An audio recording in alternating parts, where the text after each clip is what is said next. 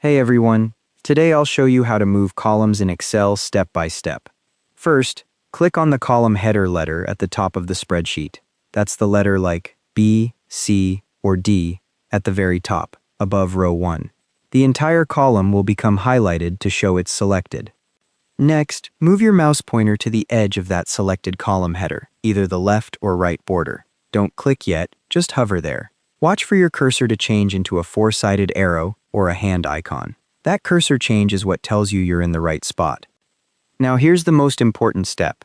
Before you do anything else, press and hold the Shift key on your keyboard. You won't see anything change on screen, but this is absolutely critical. Without the Shift key held down, Excel will overwrite the destination column instead of inserting your column there, which is not what we want. While you're still holding Shift, click and hold the left mouse button on that column border, then drag the column horizontally to wherever you want it to go. As you drag, you'll see a dark green vertical line appear between the columns. That's a live preview, showing exactly where your column will be inserted when you let go. Once that green line is positioned exactly where you want the column to go, release the mouse button first, then release the Shift key. The column will snap into place, and all the other columns will shift over to make room. The column letters will automatically adjust themselves, so if column C moved to become column B, all the subsequent columns shift their letters accordingly.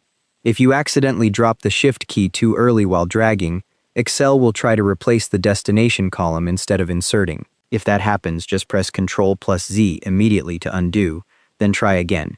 This time, keeping that Shift key held down from before you click all the way through until after you release the mouse button.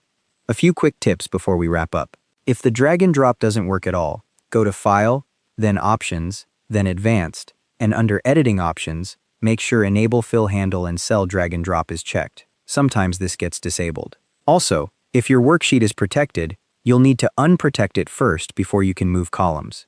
And if you're working inside an Excel table, you'll need to convert it to a regular range first. Click anywhere in the table, go to Table Design, and click Convert to Range.